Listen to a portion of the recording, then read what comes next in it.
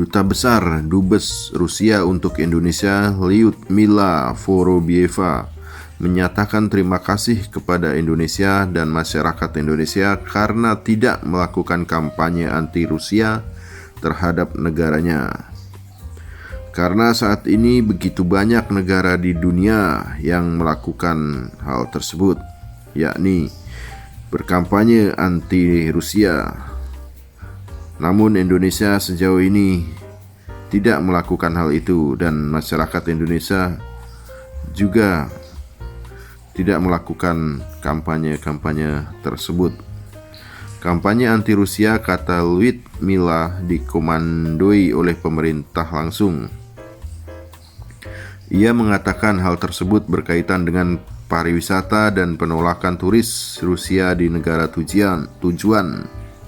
Sebelumnya kami juga sangat merasa senang karena orang-orang Indonesia tidak mengusik warga kita.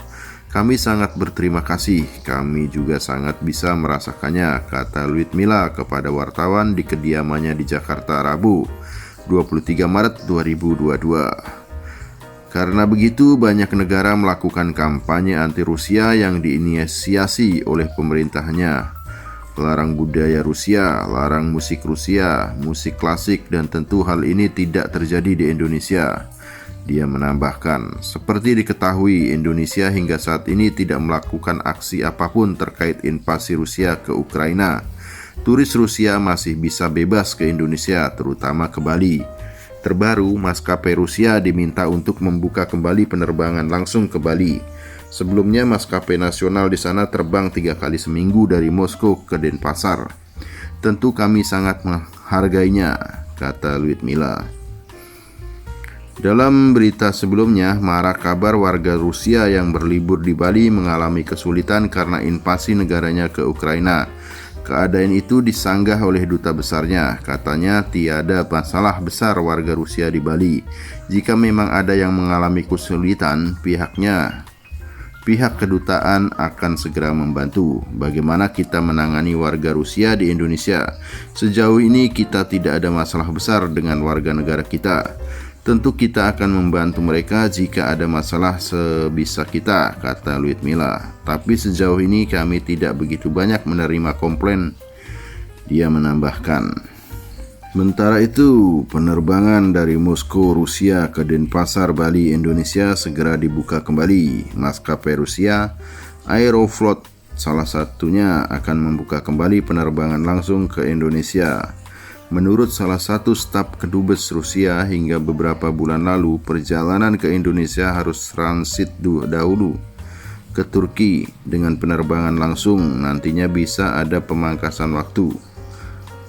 Tentang penerbangan, ada permintaan penerbangan langsung dari maskapai Rusia agar bisa melakukan penerbangan langsung dari Moskow ke Denpasar, kata Dubes Rusia untuk Indonesia Lyudmila Vorobyeva kepada wartawan di kediamannya di Jakarta Rabu 23 Maret 2022. Sebelum pandemi, ada penerbangan langsung dari Rusia ke Denpasar hingga 3 kali dalam seminggu. Namun layanan itu terpaksa dihentikan karena pandemi. Karena satu lain dan sedang dalam pertimbangan, pada saat sebelum COVID-19 melanda, itu ada penerbangan langsung 3 kali seminggu dari Moskow ke Denpasar. Kegiatan itu dihentikan karena COVID, kata dia. Menurut pemerintah Rusia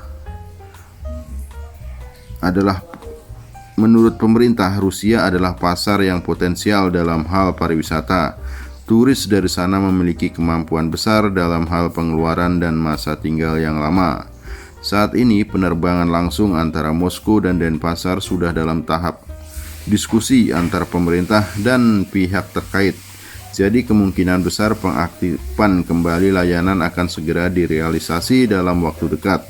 Sekarang kita sedang dalam diskusi dengan otoritas Indonesia untuk menghidupkan kembali penerbangan itu, kata Lyudmila. Sementara itu, invasi Rusia ke Ukraina tidak menimbulkan masalah bagi pariwisata di sejumlah negara di dunia. Salah satunya dilansir dari The Edition, Kementerian Pariwisata Maldives menunjukkan data statistik terbaru terkait perang Rusia-Ukraina. Turis Rusia tetap membanjiri Maldives. Rusia menginvasi Ukraina pada 24 Februari 2021. Sebelum invasi, Rusia telah menjadi pasar pariwisata utama Maldives, sementara Ukraina berada di urutan ke-7. Konflik di antara negara ini sempat membuat pakar pariwisata ketar-ketir, namun ternyata jumlah statistiknya tetap bagus. Hingga 17 Maret lalu, ada 359.272 turis yang tercatat di Maldives. Jumlah ini meningkat 48% dibandingkan periode yang sama di tahun 2020. Sedangkan tahun 2021 jumlah kunjungan turis ke Maldives adalah 241.407 jiwa. Statistik juga menunjukkan bahwa banjirnya turis terjadi dalam beberapa bulan terakhir.